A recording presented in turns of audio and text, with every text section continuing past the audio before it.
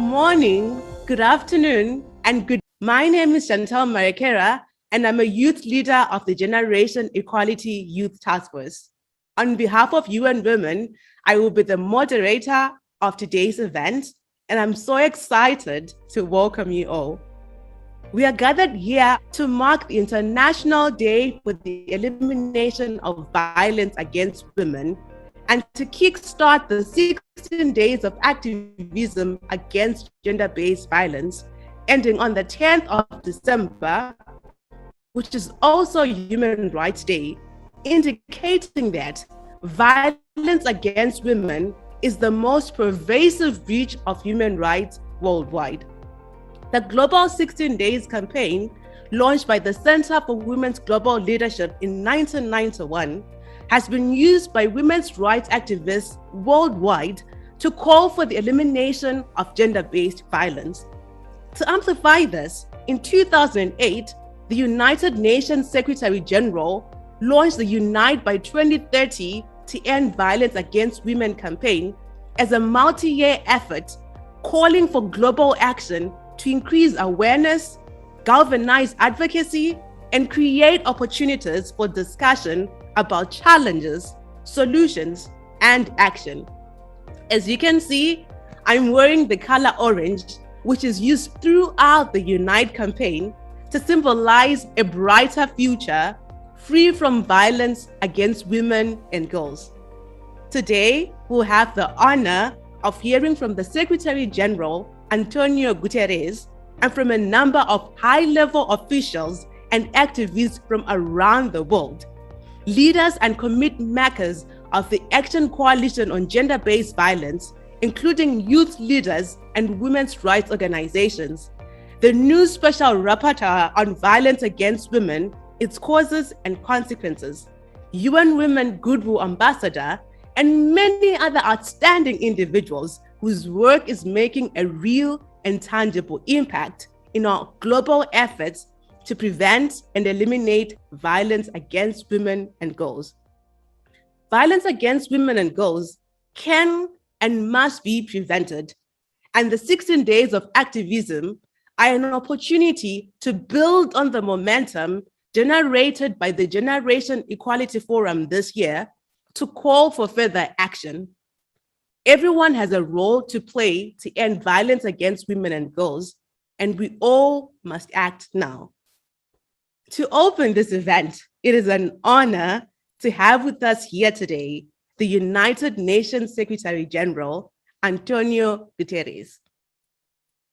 Violence against women and girls continues to be the most pervasive and pressing human rights issue in the world today. It is both an abhorrent crime and a public health emergency with far-reaching consequences for millions of women and girls in every corner of the globe. The latest figures from UN Women confirm that during the COVID-19 pandemic, levels of violence against women and girls have increased. Across 13 countries, almost half of all women reported that they or a woman they know began to experience gender-based violence during the pandemic. Almost a quarter of women reported that household conflicts had become more frequent. A similar proportion said they felt less safe at home. Violence in any part of society affects us all, from the scars on the next generation to the weakening of the social fabric. We can draw a straight line between violence against women, civil oppression, and violent conflict. From rape and sexual slavery used as tools of war to the thread of misogyny that runs through violent extremism. But violence against women is not inevitable. The right policies and programs bring results. That means comprehensive, long-term strategies that tackle the root causes of violence, protect the rights of women and girls, and promote strong and autonomous women's rights movements. This is the model that the United Nations has built through its partnership with the European Union, the Spotlight Initiative. Last year, in partner countries, we saw a 22% increase in prosecution of perpetrators. 84 laws and policies were passed or strengthened, and more than 650,000 women and girls were able to access gender-based violence services despite restrictions related to the pandemic. Change is possible. Now is the time to redouble our efforts so that together we can eliminate violence against women and girls by 2030. Thank you so much for those powerful opening words, Mr. Secretary General. And I'm sure I speak for all of us when I say thank you so much for your ongoing commitment and leadership on this issue. Moving on, we know that change is not only possible, it is already happening, but we need to accelerate our efforts if we want to achieve the Sustainable Development Goals by 2030. Now, I have the honor of introducing Sima Bahous, Undersecretary General and Executive Director of UN Women, which is the agency that champions gender equality and the empowerment of women and girls, working tirelessly to ensure that the vision of the Sustainable Development Goals is a reality for every woman and girl around the world. Excellencies, distinguished guests, ladies and gentlemen, it is a pleasure to join UN Secretary General Antonio Guterres and all of you for this historic commemoration of the International Day for the Elimination of Violence against Women. This comes at a time when conflicts, global crises, and the COVID-19 pandemic continue to exacerbate vulnerabilities for women and girls in both public and private spaces. In some crisis settings, more than 70% of women have experienced gender-based violence. Yet, we have reasons for hope. We see it in the leadership of strong and autonomous women's rights movements holding governments and other actors to account. We see it in the success of the Action Coalition on Gender-Based Violence launched at this year's Generation Equality Forum, which is using comprehensive strategies and multi-stakeholder partnerships to accelerate global efforts to eradicate violence against women and girls. Ladies and gentlemen, today we also mark 30 years of the 16 days of activism against gender-based violence. UN Women is proud once again to join you in oranging the world and shining a light on the need for urgent action to end violence against women and girls. Over the last decade, we have supported member states in carrying out legal and policy reforms and coordinating survivor-centered essential services. We have supported them in delivering groundbreaking prevention initiatives and strengthening data collection, analysis, and use.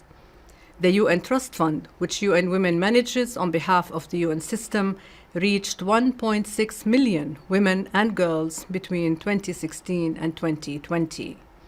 UN Women has also pioneered the global Safe Cities and Safe Public Spaces for Women and Girls initiative, which works to prevent sexual harassment and other forms of sexual violence in public spaces across 53 cities in 32 countries.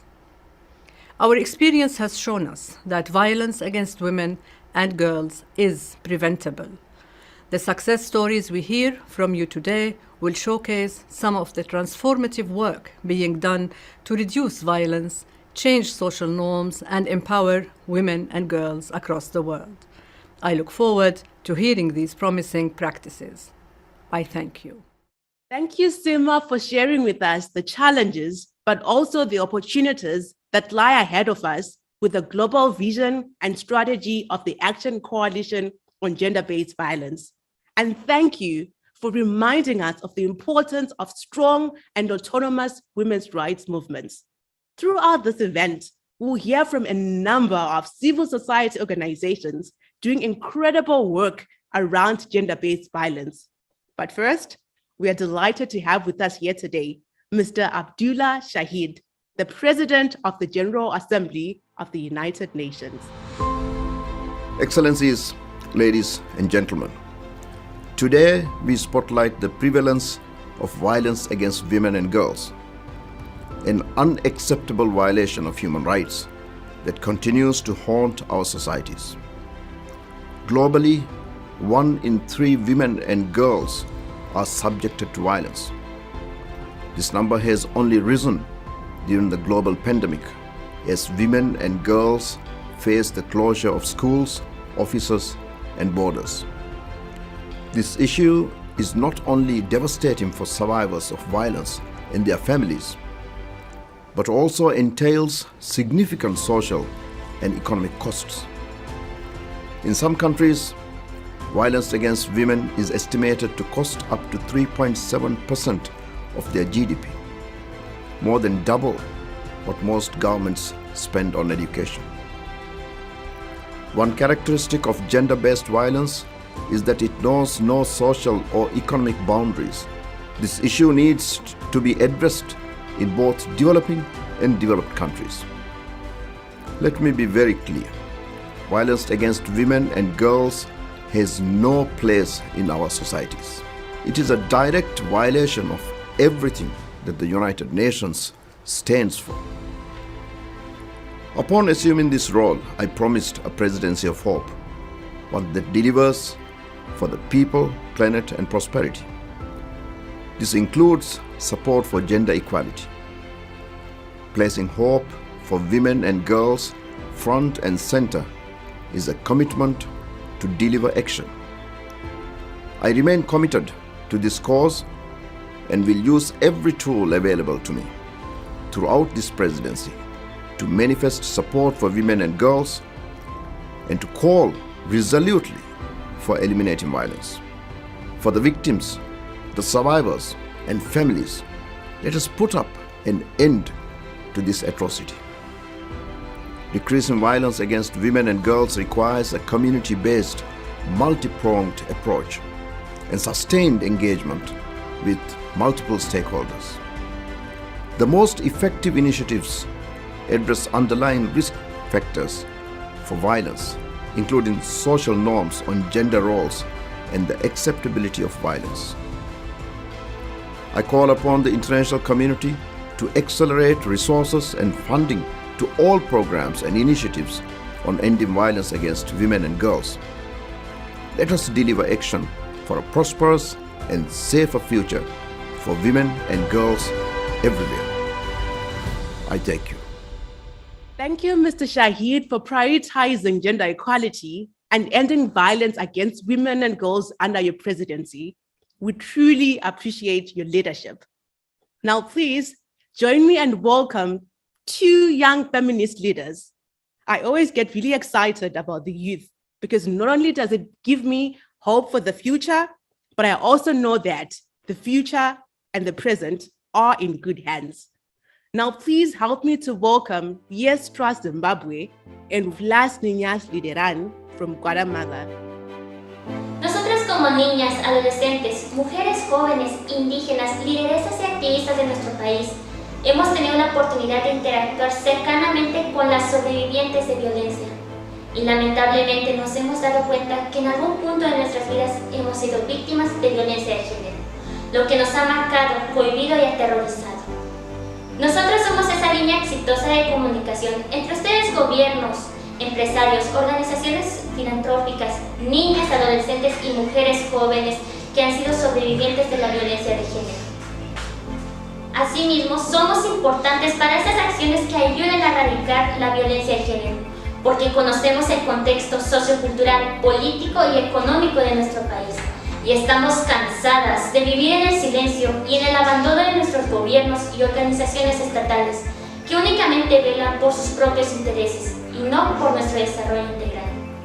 Hoy queremos pedirles que inviertan en proyectos psicosociales, integrales e inclusivos, libres de discriminación y racismo, para evitar la revictimización de las niñas, adolescentes y mujeres jóvenes que han sido víctimas de violencia de género.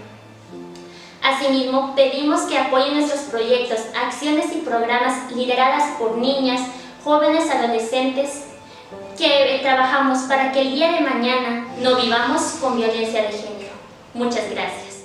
This support can be rendered to us by availing funds and resources, as well as strong accountability systems, especially to community-based organizations. That support can also be rendered to us through capacity building, organizational development, and skills development initiatives through trainings and assessments to assist actors in effectively implementing their plans. Ensure proper access and use of information and communication technology to enable organizations to reach the worst marginalized communities, taking lessons from the recent pandemic of COVID-19, whereby most communities were under lockdown, and the only way that people could access GBV services was through information and communication technologies. Thank you for reminding us that youth leaders are already at the forefront of the fight to end gender-based violence. Earlier this year, at the Generation Equality Forum, leaders and commitment makers of the Action Coalition made bold, game-changing commitments to address gender-based violence against women and girls in all their diversity. Let us hear from these global leaders who represent multiple stakeholders, including member states, philanthropy, private sector, youth, civil society, and international organizations.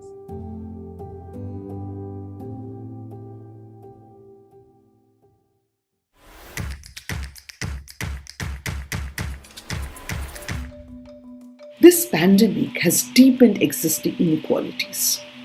From being left behind in the COVID-19 vaccination process, to facing an increased risk of dropping out of school and being pushed into early marriage, women and girls are among the worst impacted and the most vulnerable groups.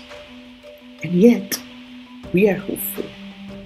We are hopeful because we know that if we all come together and choose to do something about this, we can fight back.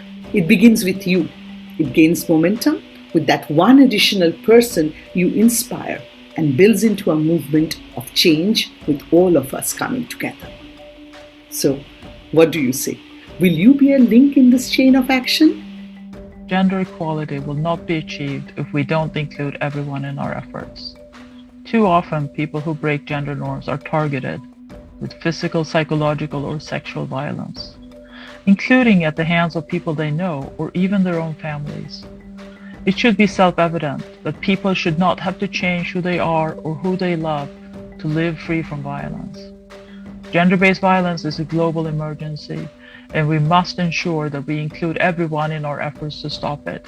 Iceland is proud to co-lead the Action Coalition on Gender-Based Violence. We are committed to contributing with ambitious actions to achieve real progress both at home and abroad. As a global community, we now have the opportunity to bring the messages and viewpoints of survivors of gender-based violence to the center of our international cooperation.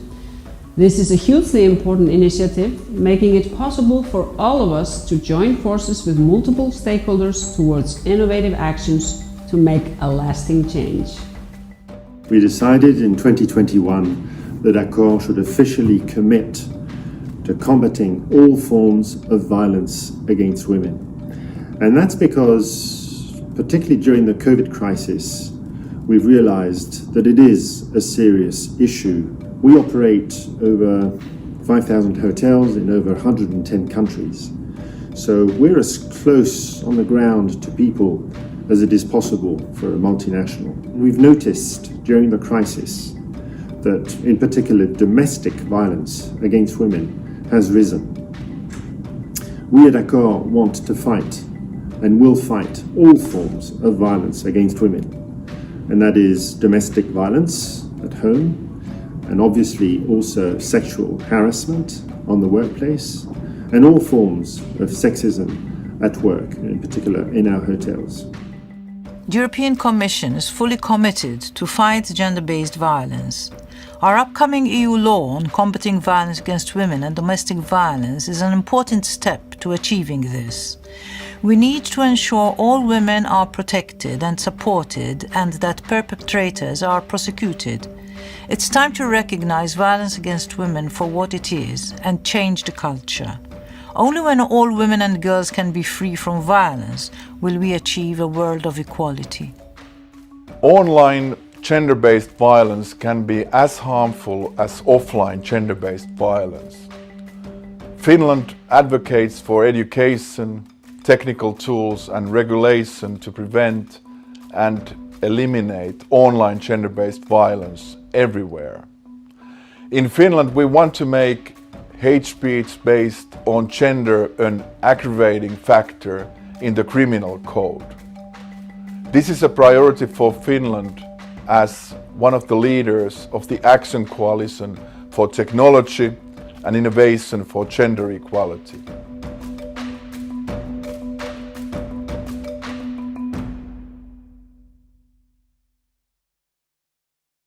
It is so inspiring to hear about all this groundbreaking work and the commitments made by the Action Coalition leaders and commitment makers.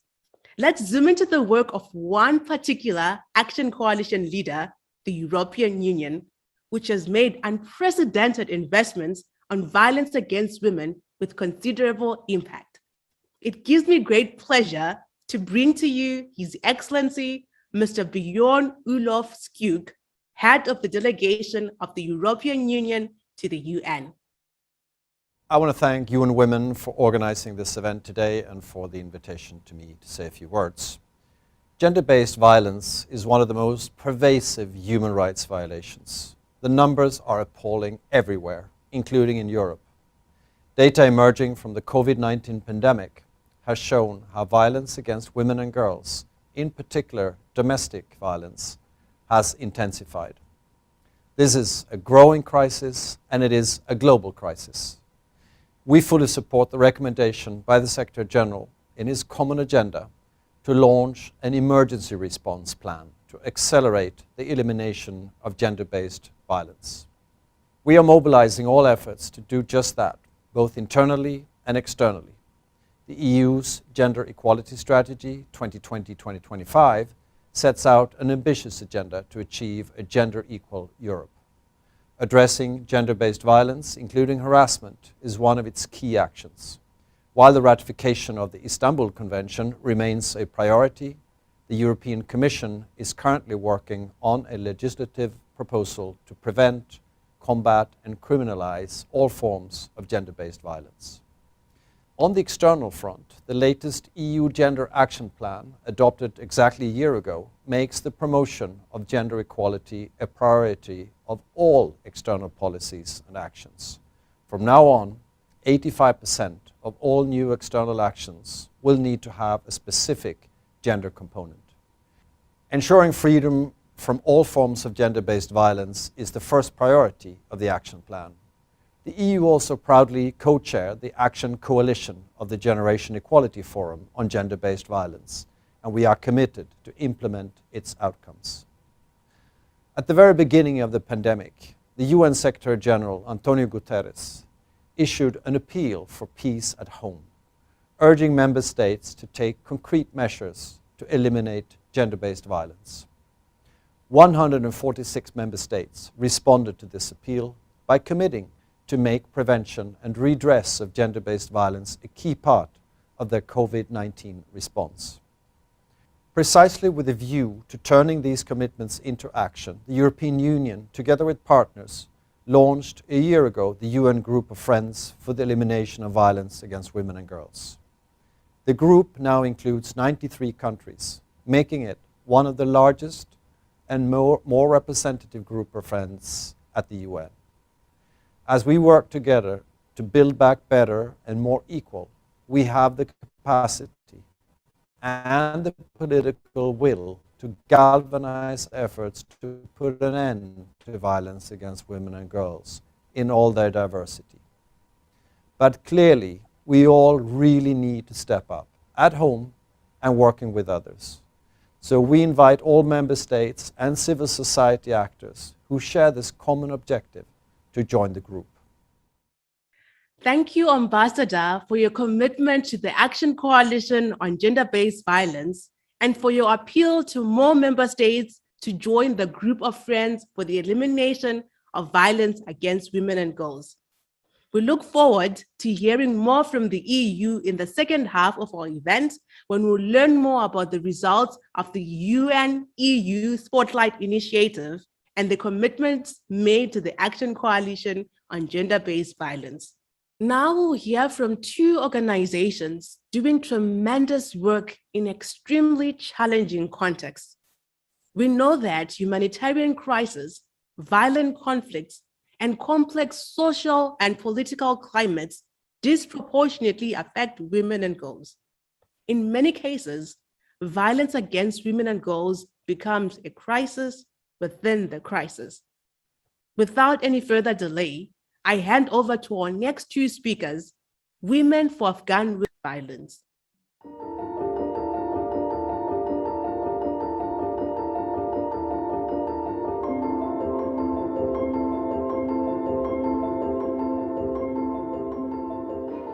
من یک دختر افغان هستم و با مؤسسه زنان برای زنان افغان کار میکنم.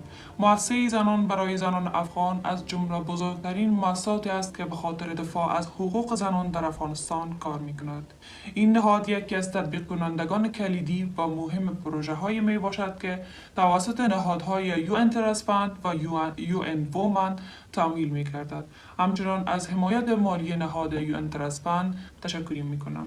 ما یک تیم 26 نفره‌ای هستیم که در 3 ولایت افغانستان مصروف تطبیق فعالیت‌های پروژه بودیم و نهایت کوشش می‌کنیم تا قضایای خشونت مبتنی بر جنسیت را از بین بیجا شدگان داخلی و عودت کنندگان در این ولایت در 3 ولایت بلخ، فاریاب و کندوز شناسایی کنیم و آنها را از طریق فعالیت‌های پروژه مورد حمایت و پاسخدهی قرار دهیم. ما بی نهایت کوشش کرده ایم تا از طریق تیم سیار فعالیت‌های پروژه را که عبارتند از فراهمسازی خدمات صحی، دسترسی به تعلیمات و تحصیلات، تدویر برنامه‌های آموزشی کوتاه مدت حرفه‌ای، جلسات حقوقی و رواندرمانی میباشد و مستفیدین پروژه فراهم سازیم. مگر از ماه آگوست 2021 تا به حال نظر به تغییراتی که در نظام افغانستان آمده است، اکثر همکاران قشر عناص مؤسسه بالخصوص تیم سیار پروژه نتوانستند فراهمسازی خدمات پروژه را به مستفیدین ادامه دهند و یا به دفاترشان حاضر کردند. حکومت جدید در افغانستان به زنان اجازه کار نمی‌دهد. بعد از چندین بار درخواست، آنها فقط بعضی از کارمندان قشر ذکور پروژه ها را اجازه دادند تا به دفاتر خیش حاضر گردند. برایم جای تأسف است که همکاران قشر عناص ما که قبلا در ساحات به زنان افغان به خاطر شغل زدایی کار می‌کردند، حالا در خانه هستند و منتظرند که حکومت افغانستان حقوق زنان را شناسایی کند و آن را دوباره اجازه دهند تا به وظایفشان حاضر شده بتوانند. طوری که می‌دانید، اعلامیه جهانی حقوق بشر و رسمیت شناختن کرامت ذاتی، حقوق مساوی و مسلم همه اعضای خانواده بشری آغاز می‌شود. با وجود آن، امروزه در افغانستان این نوع حقوق مسلم زنان رعایت نگردیده و مورد احترام قرار نمی‌گیرد. مؤسسه زنان برای زنان افغان من حیث بزرگترین حامی حقوق زنان در افغانستان تنها چیزی که تقاضا دارد این است که حقوق سیاسی که همه انسان‌ها از آن برخوردارند باید به زنان افغان عطا شود. حقوقی که خواهرانم تحصیل کرده بتوانند، حقوقی که من کار کرده بتوانم، حقوقی که مادرم آزادی داشته باشد، حقوقی که دخترانم بدون هیچ گونه تبعیض جنسیتی از حقوقشان در قانون برخوردار باشند. حقوقی که زندگی، آزادی است و امنیت تمام زنهای افغان به طور درست مد نظر گرفته شود.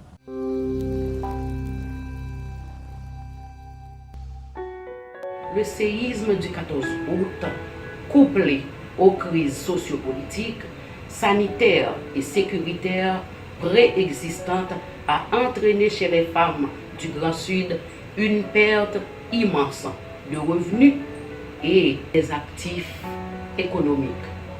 Selon le dernier analyse rapide, genre conduit par ONU Femmes et CARE, 43% des leaders communautaires ont confirmé que la violence sexiste a augmenté depuis le séisme.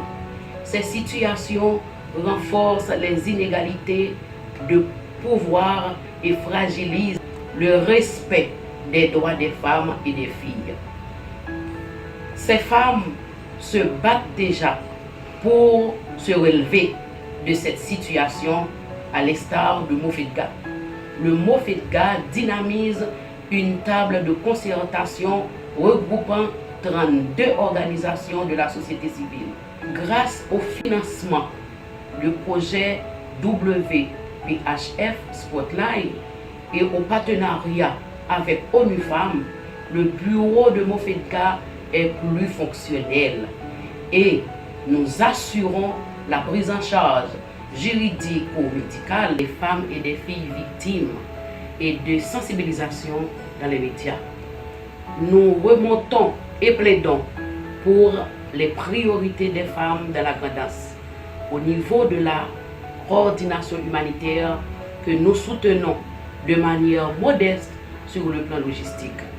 Pour protéger les droits des femmes et des filles haïtiennes suite au tremblement de terre, Mofetga recommande à la communauté internationale de financer les organisations de femmes pour leur permettre d'accompagner le relèvement économique et social des femmes et d'apporter un soutien multidimensionnel aux femmes survivantes de violences basées sur le genre, de promouvoir le développement des capacités et des moyens pour les organisations de femmes pour une participation active et le leadership des organisations de femmes dans l'action et la coordination humanitaire, de soutenir les organisations de femmes dans leur rôle d'agents de la résilience aux catastrophes, au changement climatique et de promotion pour la paix.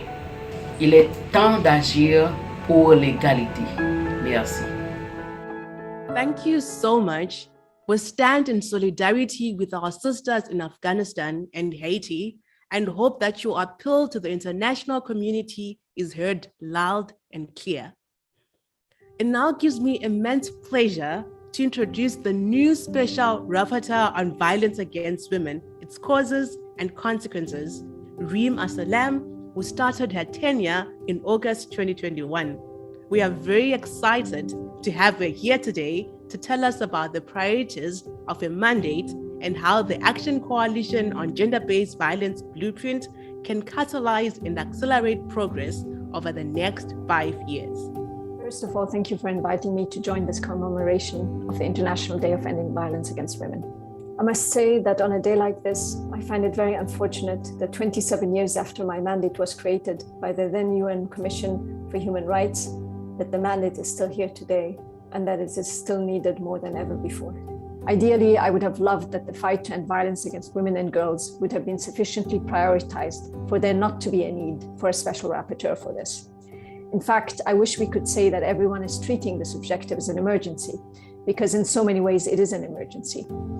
The fact that violence against women is still alive and well, whether in times of peace or conflict, is a manifestation of what's wrong and what is not working in our society. Because of course, the simple question begs itself, how can half of society be still suffering such pervasive and widespread and severe forms of violence? Together with you and other stakeholders, I will simply prioritize finding ways and means to end it, not reducing it, ending it. And I say this very consciously. And of course, the Action Coalition Against Gender-Based Violence speaks of the aspiration of being game-changing. And I personally think that to do that, we have to always attempt to be gender transformative. And to be gender transformative, we also need to rise up to the challenge of addressing violence against women in all their diversity, which also means women and girls that live outside patriarchal norms of heteronormativity. All this cannot happen without also insisting that civil society movements, women organizations, youth-led organizations are fully involved in the prevention and response efforts, including Indigenous women and rural women. And it will not happen without remaining victim and community-centered. We have to remember that our accountability is first and foremost to the victims and survivors of violence. This means ending impunity by those committing violence, not only against women and girls, but also against those that support victims and survivors to seek justice for them and those that support them. Now, in terms of how the Action Coalition on GBV and its blueprint can accelerate work towards these in the next couple of years, there's several ways I think that it can do that. Well, one is to take on violence wherever it proliferates and in the many multiple ways in which it arises. And here in particular, I'm thinking about violence against women that is mushrooming online. Now, as we all know, the intention behind online forms of violence is to control women, to suppress their freedom of expression, their freedom of thought, to punish them for their views, and to incite and commit violence against them. Now, governments, the private sector, and others cannot respond to these with quick fixes or legislative and policy initiatives that are not sufficiently human rights centered and that do not sufficiently prohibit, investigate, and prosecute online gender-based violence. Another way in which the Action Coalition can help is by continuing to focus on getting better data. There's a number of emerging important areas that intersect with violence against women and girls and on which data is lacking. One such issue is the link between climate change, environmental degradation, and violence against women and girls.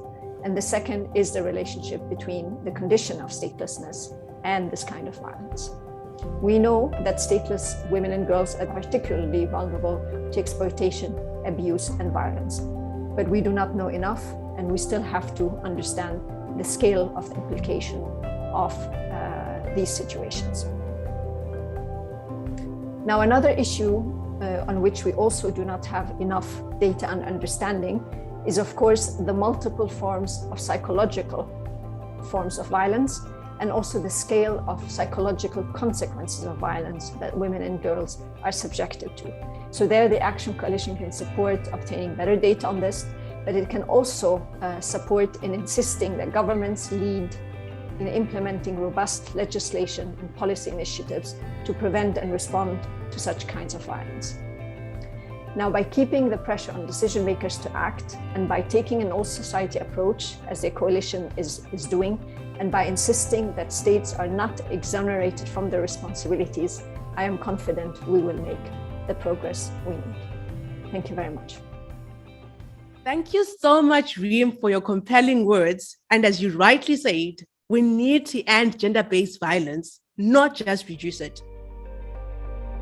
The activism and voices of girls, adolescents, and young women are integral to driving processes of change to address gender-based violence against women and girls in all their diversity. Adolescent girls experience multiple forms of gender-based violence, which can sometimes have lifelong impacts.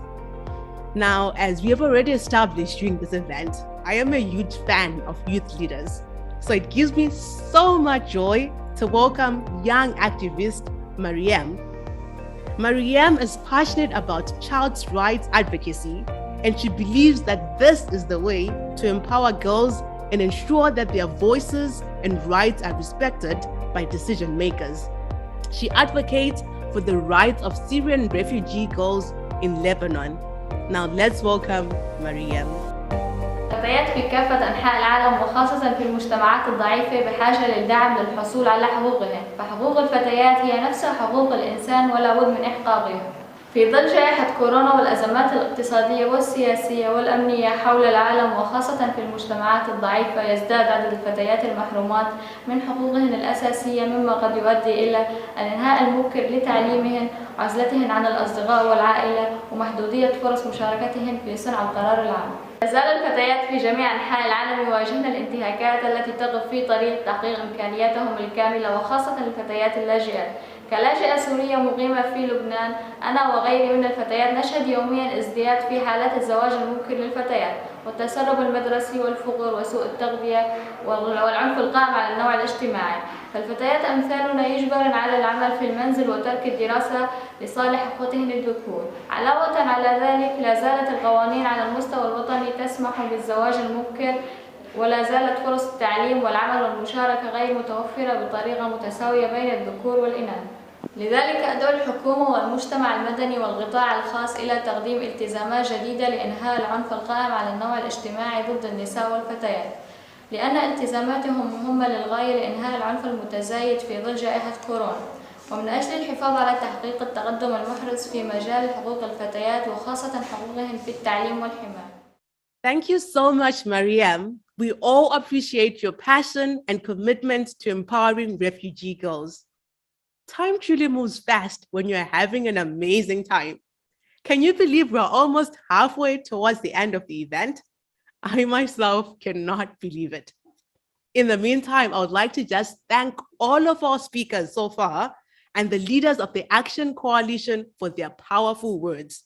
A special thank you to all of you who are joining from all parts of the world. We truly appreciate your presence. In the spirit of livening things up, we're going to receive a very special performance from Pretty Loud, the first Roma girl band out of Zemun, Serbia, advocating for women's empowerment in the Romani community. Enjoy. One woman out of 3 experience violence. A woman is not obliged to suffer violence. Braces are not our makeup. Nijedno dete ne treba da gleda svoju majku kako je maltretiraju. Žena treba da ima svoj stav i ciljeve koje želi da ostvari. Women who got an education broadened their horizons and won't change. I want to be that woman, educated and ready for any obstacle. Borbom postaješ jača, nezavisna i sigurna u sebe. As an activist, we change things and want new generation to be an example to the generation that will follow.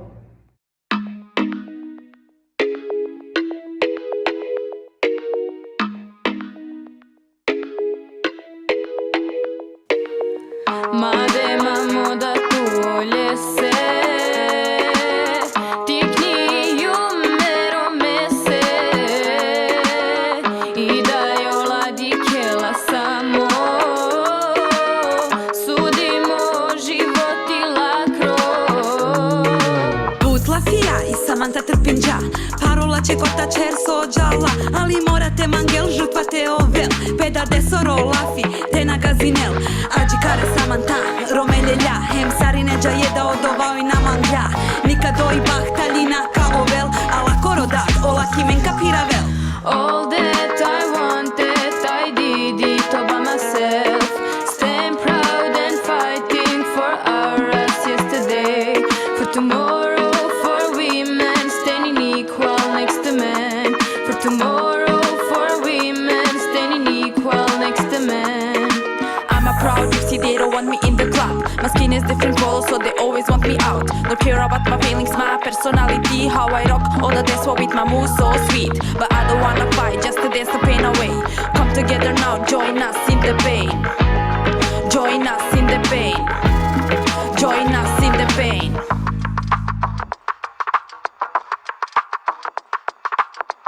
Probim dehaljovema, Zavaljano mete čutina ona. nikoma našunela. Moromano čudikano glaso kada.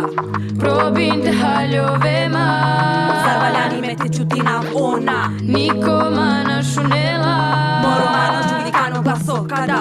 Kotrvena sa ološna puća, kotar kosu i umete dokažina, pa kaj me te i čerama oljen da te napera, pa su ako jum džuvli i svima isto ti snaga, kođa ja šaj pa na pošukar, so se bite čutina, ked mi želja bari pari, ole si to stvarina, hari po hari prđono udar, a me zbog tu mende baro korako angal. Kotar te šalje čola, sarmotove a tuto mangipe, mate garave od ova, sari neđe pošukarke da on. Nije izmišljena reč, već je stvarna. To je najsnažniji osjećaj koje ljude spaja. Emocije privlače i vladaju osjećanja. Ljubav ume da oprosti ako greška nije mal. Jedan zagrljaj je potreban da osjetiš toplinu. Dobra podrška je dovoljna da na srcu olakša težinu. Pusti sve, prašti, moli, bori se i ustani sa dna kao što bih ja. Samo tu je me, te ova dujđene, te muke na mena, mare te mangaja men. Oh, ah, but mangaja men. Oh, ah, but mangaja men.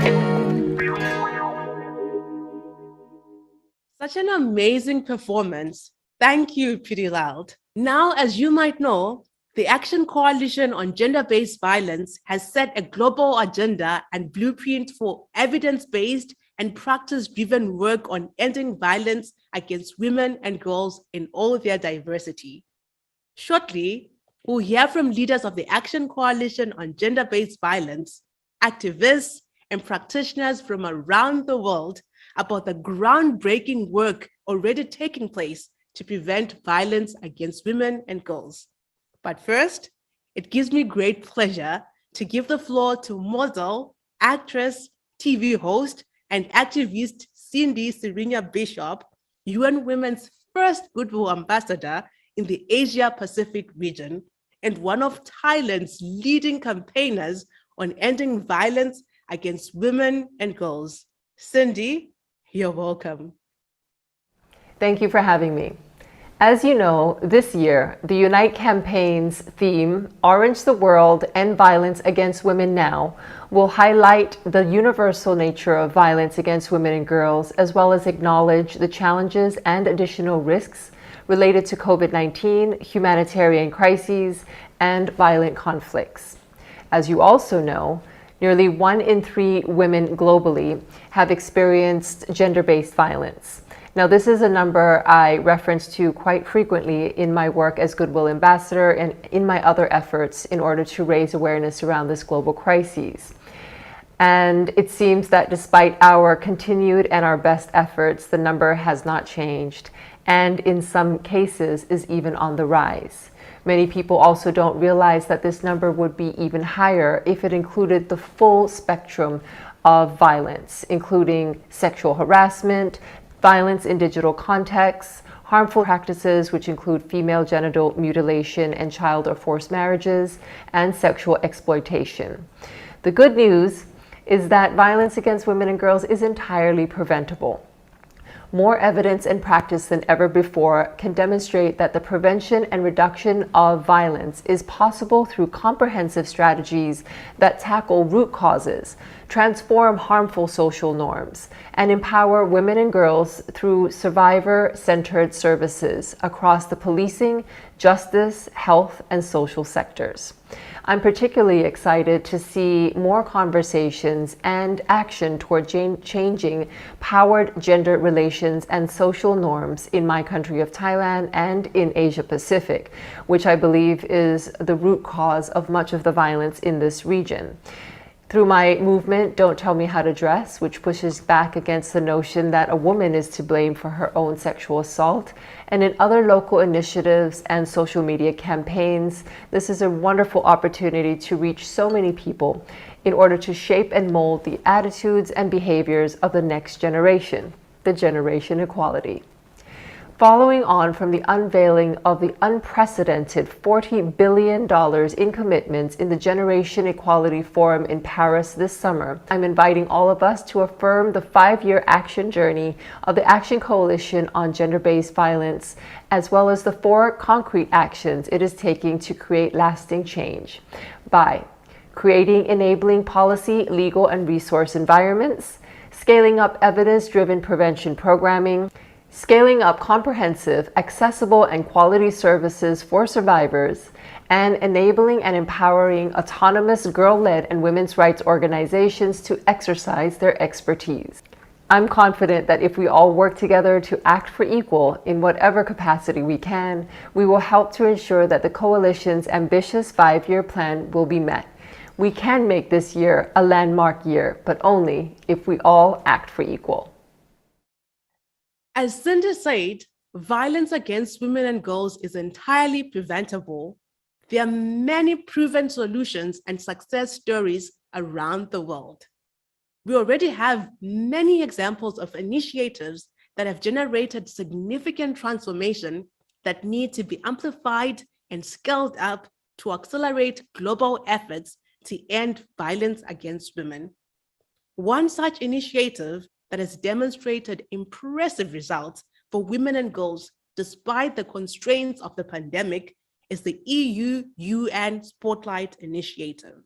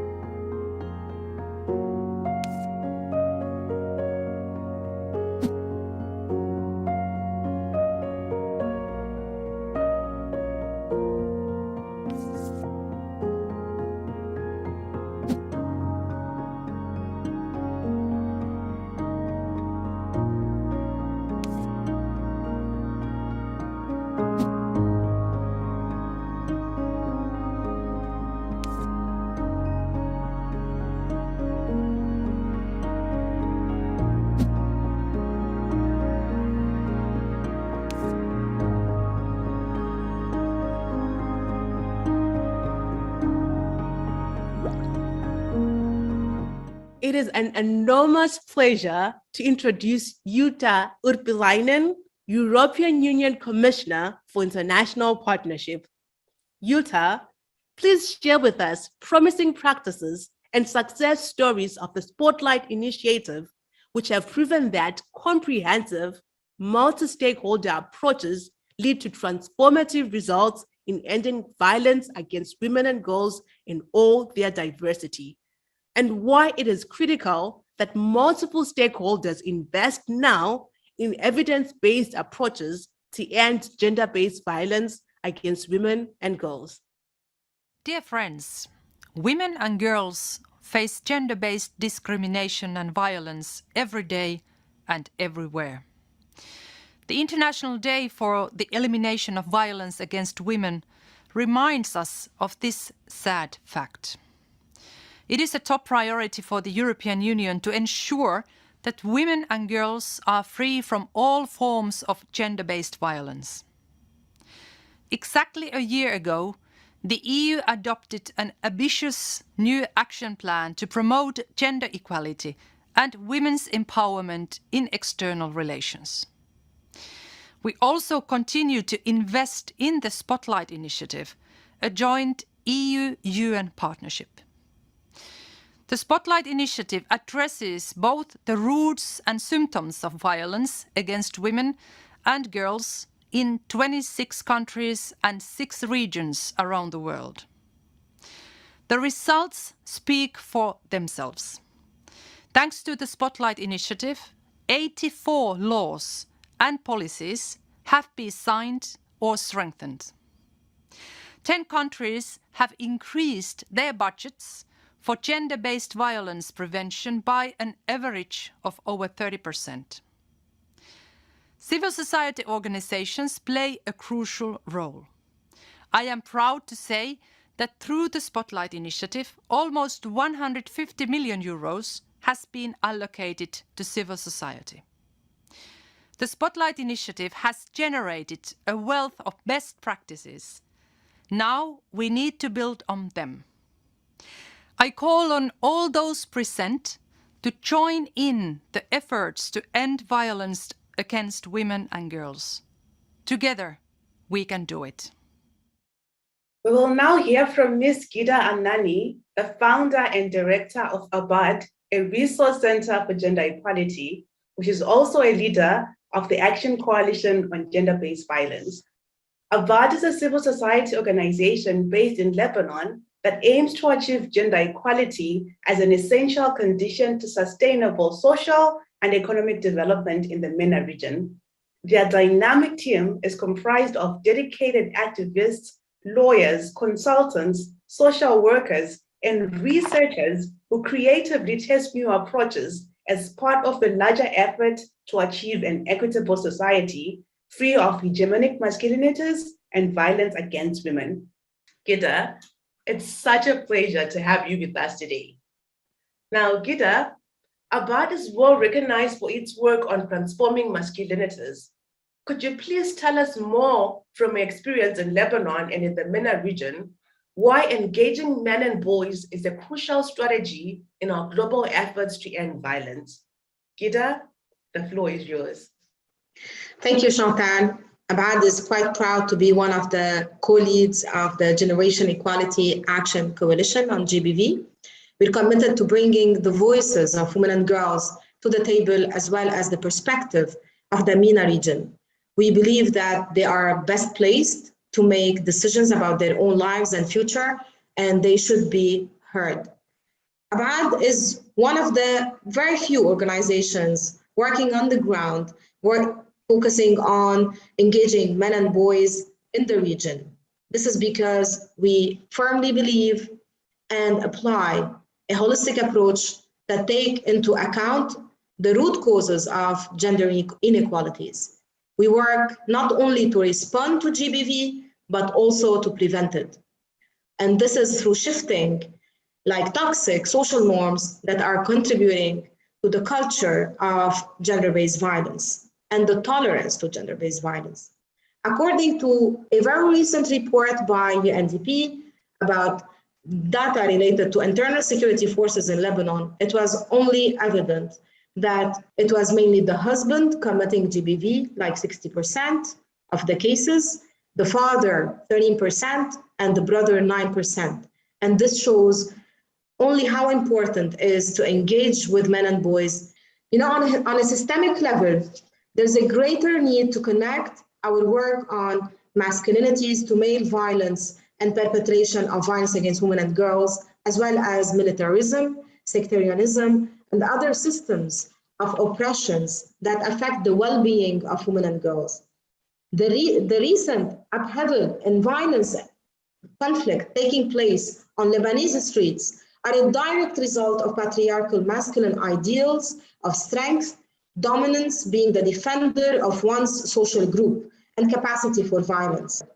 These realities make it more important to highlight the need to work with men and boys in order to challenge these ideals and promote more equitable and peaceful masculinities throughout our work, being on individual, community level, national level, or even international level. The best way to achieve peace everywhere is by simply reducing violence everywhere. And the best way to reduce gender-based violence and eliminating gender inequalities is by involving everyone, and literally everyone, and engaging actively and effectively both sides of the equation of equality, women and men, and ensuring leaving no one behind.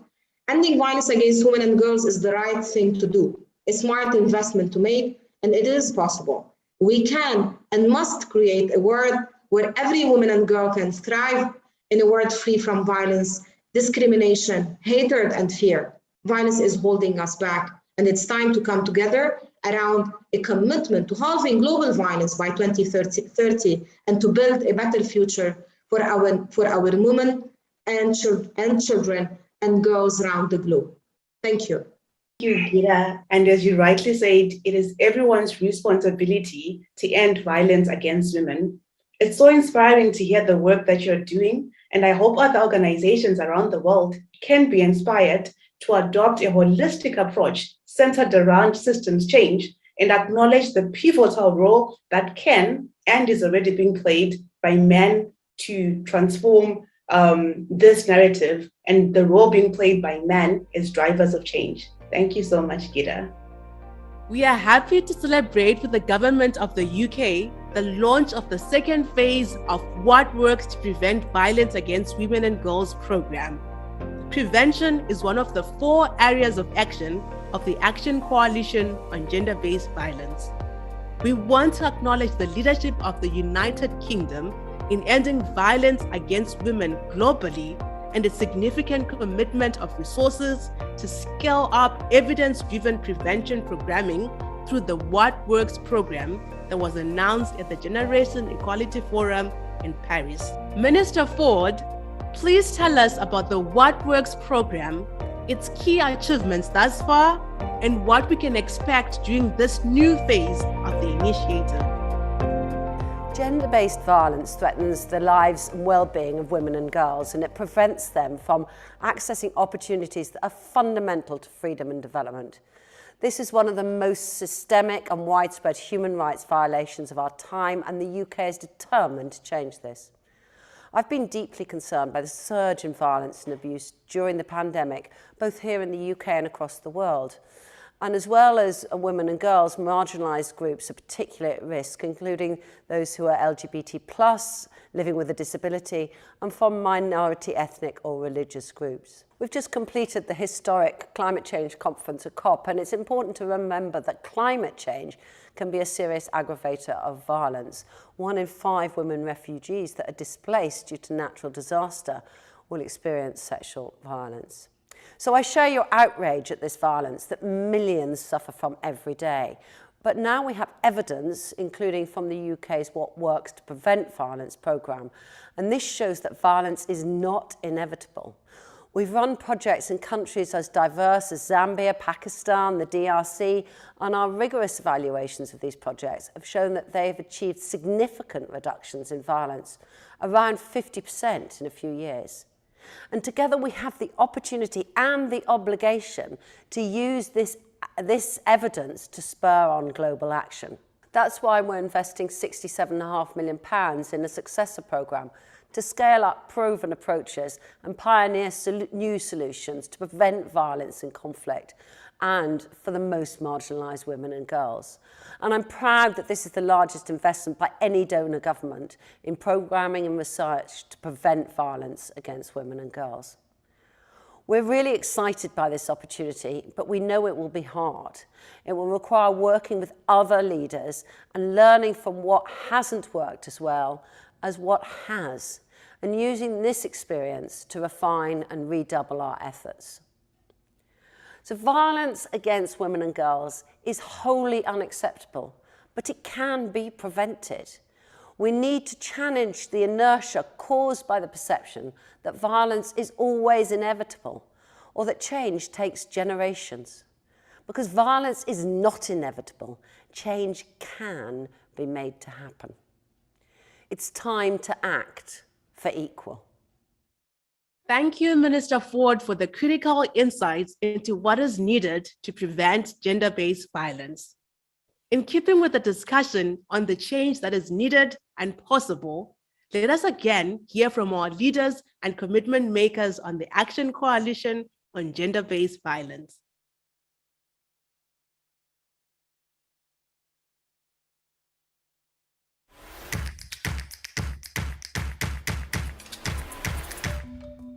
Peering Foundation has been combating violence against women since 2008 and has committed $8.4 million to supporting survivors over the next 5 years. We will scale up holistic care for women survivors by financing, alongside the French government, the opening of 15 centers in France based on the innovative model of La Maison des Femmes in Saint-Denis. With the 1 in 3 Women network, we will bring on board 50 private sector organizations to implement internal policies to combat violence against women in line with the new ILO Convention. We anticipate that city governments around the world will commit resources as well as build innovative programs that will transform the way that cities are planned, designed, and managed to make them more gender inclusive and safe for women and others. This, we believe, will happen when diverse grassroots voices inform urban policies and programs, as well as when city and national governments use data and evidence to build programs for gender inclusive cities.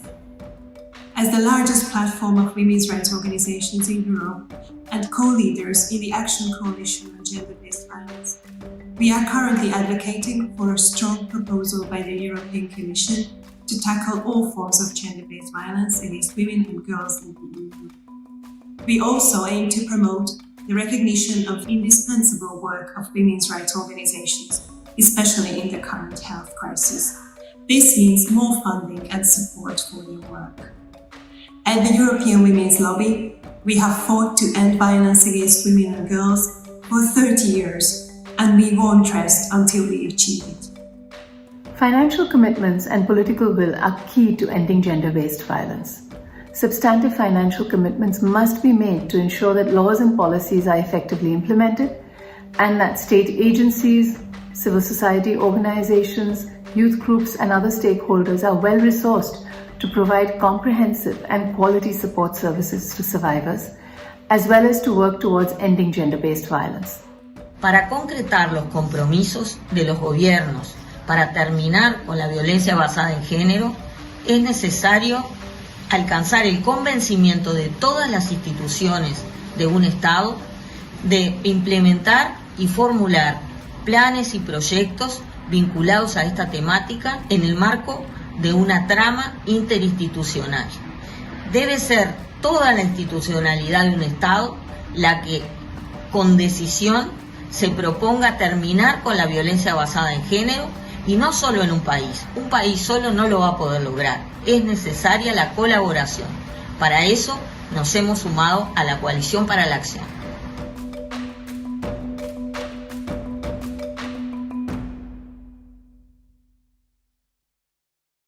Scaling up comprehensive, accessible, and quality services for survivors is one of the 4 actions of the Action Coalition on Gender-Based Violence. Here with us is Teresa Twokam, Director of the Kiribati Women and Children Support Center in the Pacific region. Teresa, could you please tell us the impact of your work and the importance of survivor-centered services in transforming women and girls' lives in the aftermath of violence and abuse? A warm melody to you from the Republic of Kiribati in the Pacific. Today, we come together as one family to commemorate the International Day for the Elimination of Violence Against Women. In 2008, a national prevalence survey conducted showed that 68% of women between the ages of 15 to 49 years of age have experienced physical and or sexual abuse by their intimate partner in our country. This rate of violence is among the highest in the Pacific region and the world. 10 years later, after the release of those survey findings, our center, KWCSC, was established in 2018 as the result of a collective effort. The goal of KWCSC is to ensure that the women and girls live a life free of violence and uphold their human rights. KWCSC is the first ever feminist organization in Kiribati to provide support to women and children who are survivors of violence by providing psychosocial support services. Our center provides free and confidential gender-based violence counseling, free legal support, a 24-hour free helpline, emergency shelter, as well as providing technical support to our government and CSOs alike on GBV, including training and technical advice. Our service delivery is rights-based, survivor-centered, and aligns with the do no harm principle. We work with women and girls survivors of all ages, from supporting them in their immediate needs to working with them long-term, which includes ensuring they hold perpetrators accountable and are empowered and supported to lodge their complaint and applications for protection orders to the police and court. Just as we support women and girls to hold perpetrators to account, KWCSC does the same with organizations who are providing services to survivors of violence when they fail to act. As we only used to have one physical center in Kiribati for women and girls to access our services, located in South Arawa, many women and girls couldn't access services in a timely manner.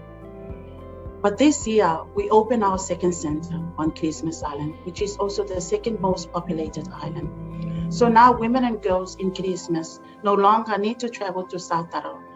We cannot compare gender-based violence or domestic violence with other types of violence or crimes because of its systematic and persistent nature, which is entrenched in all forms of life, from our homes, communities, schools, places of worship and play, to our highest level of decision-making. We need targeted, well-coordinated, whole-of-country and long-term measures and resources to prevent violence against women and girls in Kiribati. This is a perfect time to evaluate our commitment and to focus strategically on transformative actions that are meaningful and realistic to different jurisdictions. We thank our partners, especially UN Women and DFAD, who we work closely with to ensure our women and girls access the best services they possibly can. UN Women's support to us is through the Pacific Partnership to End Violence Against Women program, funded primarily by the European Union and the governments of Australia and New Zealand and UN Women. Let us end violence against women now.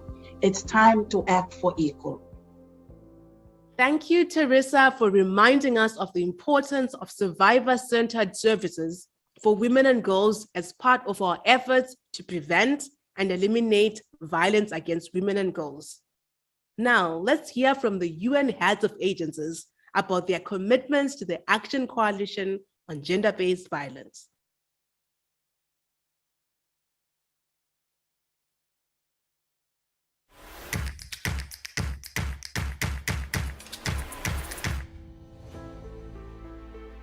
In commemoration of the 30-year anniversary of the 16 Days of Activism, the International Day for the Elimination of Violence Against Women, and building on the momentum of commitments made at the Generation Equality Forum in Paris, we, the heads of agencies of the United Nations and IDLO, reaffirm the collective commitments made and invite new commitment makers to scale up evidence-driven interventions to prevent gender-based violence in at least 25 high-prevalence countries, guided by the Respect Women framework. Growing evidence and practice demonstrate that such violence is indeed preventable.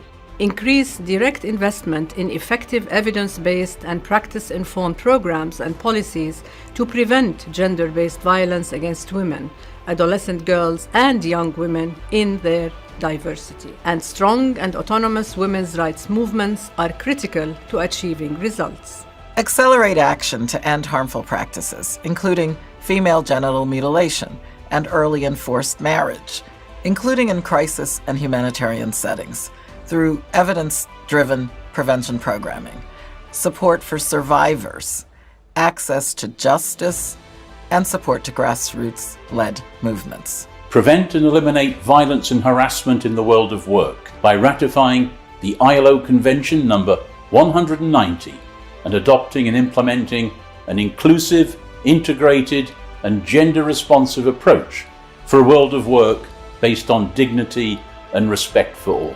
We will increase access to essential services for survivors of gender-based violence in at least 25 countries. Scale up support for gender-responsive policing in at least 30 countries to address violence against women and girls, including gender-related killing. Increase access to gender-responsive justice for women and girls and ensure perpetrators' accountability. In particular, WHO has committed to facilitating a 25% increase in the proportion of countries that have clinical guidelines and protocols to respond to violence against women in line with WHO recommendations.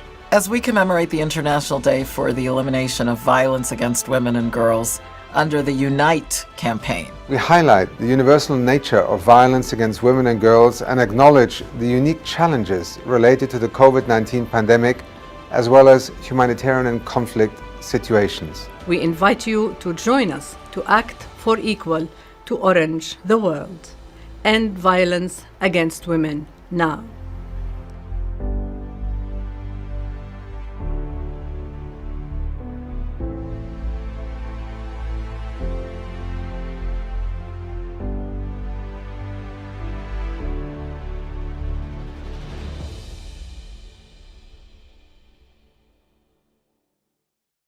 Moving on, the private sector has a huge role to play in eliminating violence against women, both in addressing violence and harassment in the workplace and also in contributing to the development and financing of solutions. Here with us now is Leanne Wood, Chief Human Resources Officer from Vodafone. Now, Leanne, could you please tell us about the impact of Vodafone's work and what more companies in the private sector can do to prevent and respond to violence against women and girls? Thanks, Chantal. In 2019, we commissioned global research that revealed 80 million working women across 107 countries. That's approximately 15% of women in the workforce had experienced domestic violence over the last 12 months. More than 1/3 of survivors surveyed said that they suffered from reduced productivity. In 2019, we launched our domestic violence and abuse policy at Vodafone, specifically designed to support survivors. This policy includes training for managers and HR teams on supporting survivors at work, 10 days paid safe leave, support including specialist counselling and assistance in the event of financial abuse, and safety measures in the workplace, including for remote and hybrid working. Research conducted last year on the impact of our policy showed it is making a difference to our employees. Survivors are using the policy, with the most frequent supports being referrals to counsellors, specialist support, and paid safe leave. Training has had a really powerful impact on many managers. Some have gone on to support survivors in their teams, and others have played a wider advocacy role in their community. Our workplace policy was informed by our research and inspired by over a decade of work that Vodafone Foundation has done to support survivors. This includes the Bright Sky app, which connects survivors to support. Bright Sky is now live in 10 countries across Europe and Africa with over 100,000 users. We saw a 75% increase in downloads during the pandemic. On average, Bright Sky is helping 70 people per day to identify and connect to support services. Bright Sky, alongside workplace policies and support, are critical to ending the cycle of abuse. We need to place survivor support at the heart of our plans as we emerge from the pandemic. And as more employers introduce policies and support, together we can end this cycle of abuse. We know we can't achieve this alone, so we're part of the He for She Alliance, and our CEO, Nick Reed, is a He for She champion. We recognise that engaging men and boys is critical to ending the cycle of abuse. This is a key step in helping achieve gender equality, which is a basic human right that benefits everyone. Thank you, Leanne and Vodafone, for representing the private sector. 2021 marks the 30-year anniversary of the Global 16 Days campaign launched by the Center for Women's Global Leadership in 1991. Since it was first initiated, over 6,000 organizations in approximately 187 countries have participated in the campaign, with the reach of 300 million people around the world. It continues to be coordinated every year by the Center for Women's Global Leadership. And today, we are joined by the amazing Charlotte Bunch, who is the founding director and senior scholar for the center. It is such an incredible honor to have her with us today. Now, Charlotte, could you please tell us why the campaign and women's activism continue to be fundamental to our global efforts to end violence against women? And please tell us about the special thematic focus of the Global 16 Days campaign this year. Thank you very much. It's a pleasure to be here on the 30th anniversary of the 16 Days campaign. And the campaign was really launched by the center and around 50 other non-governmental civil society organizations with the purpose of making the link between violence against women and human rights. And I think it's still very vital to remind people that violence against women is a violation of human rights. For people who weren't here 30 years ago, they may not realize that until the Vienna World Conference in 1993, violence was not recognized as a human rights abuse. So it's still very vital today to keep putting this issue in the framework of human rights, because that is where government accountability for actions around violence against women is framed. It's in that frame of human rights that we can call for an end to impunity for violence against women. And I think all the evidence shows that it is really the existence of an autonomous women's rights movement that has brought these changes over the last 30 years. As civil society, we're particularly proud that violence against women is an issue that the grassroots of women put on the global agenda. Today, we're very proud that the UN has an international day, has adopted the Civil Society International Day against violence against women, and that many governments now feel they are called upon to report, because it is an issue that came from women's lives. It came from small groups of women in every part of the world. This year, for the 30th anniversary, we want to focus primarily on femicide to make the point that violence against women isn't just a bad thing. It's something that kills. It's something that kills women and girls. It kills on a daily basis. So this year we want to focus on femicide with the recognition that this is the most extreme violation of women's human rights, the violation of the right to life, the right to physical security, and to simply be alive. And so the focus on femicide is also a focus on ending impunity, because for so many of the women around the world, violence against women is everywhere.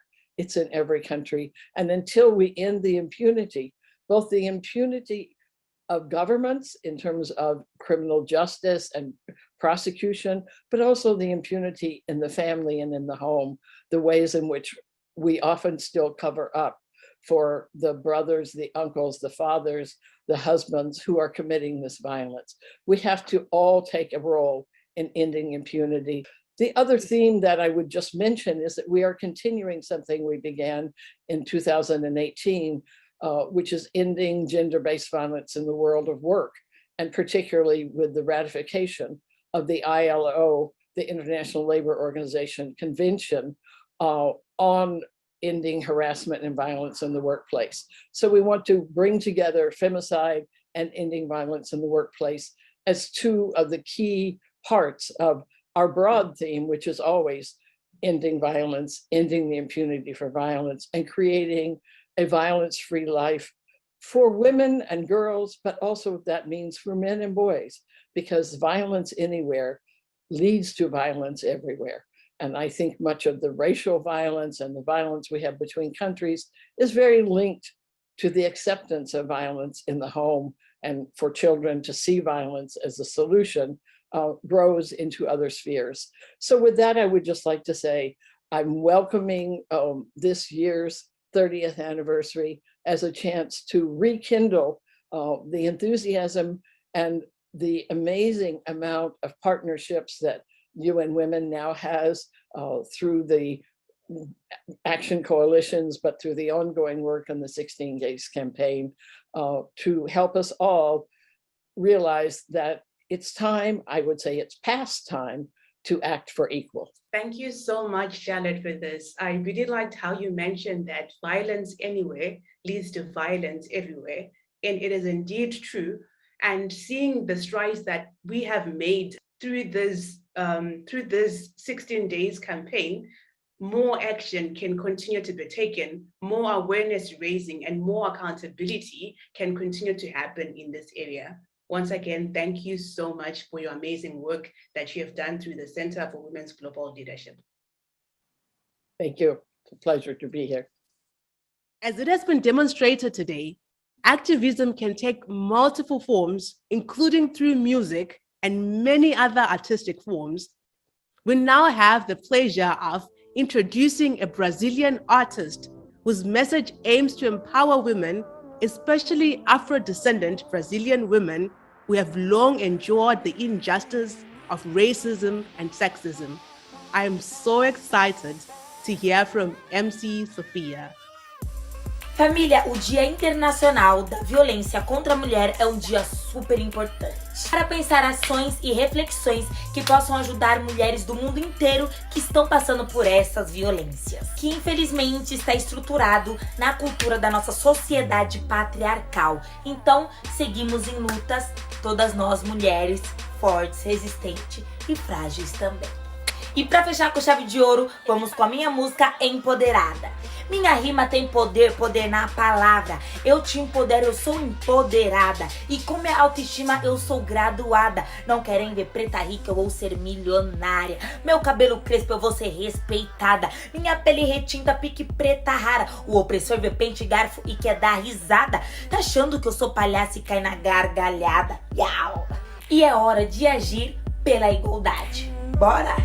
Thank you, MC Sophia. We look forward to hearing more of your music and your continuing efforts for the women and girls of Brazil. I'd like to thank everyone who has participated in today's commemoration event to mark the International Day for the Elimination of Violence against Women and Girls. In particular, I would like to thank the Secretary General for his leadership and commitment to making the prevention of violence against women and girls a top priority for the United Nations. Today is an important time to raise our voices and remind each other that violence against women and girls continues to be the most pervasive and pressing human rights issue around the world. But today, we should also feel a sense of hope. I personally feel very encouraged and inspired by all of the examples we have heard of the success stories of the promising practices and transformative work that are already leading to reductions in violence, changing social norms, and empowering women and girls throughout the world. The Generation Equality Forum has built a powerful global movement and created unprecedented momentum and commitments to prevent and eliminate violence against women and girls. And as the youth, we are on a roll. Take, for example, Youth Task Force members Doreen, Chamakia, Juan Pablo, and so many others providing assistance to underage victims of gender-based violence, transforming masculinities, and dismantling gender stereotypes. What we now need is to accelerate action. We need political will, and above all, we urgently need to see an increase in the financing of the proven solutions. Eradicating violence against women and girls requires all of us to come together. Every single one of us can make a difference. We all can take a stand. I, for one, personally promise you all that I will not rest and I will not be silent until the whole world takes notice and begins to act now. And by now, I mean right this hour, right this minute, and right this second. If you feel motivated by what you've heard today, you can contribute to making the world free from violence by joining the Give 25 for UNTF 25 challenge and donating $25 to the UN Trust Fund, and join the conversation online, on social media. Use the hashtags #OrangeTheWorld and 16 days and speak up to end violence against women and girls. Together, we all can act now and end gender-based violence. Thank you.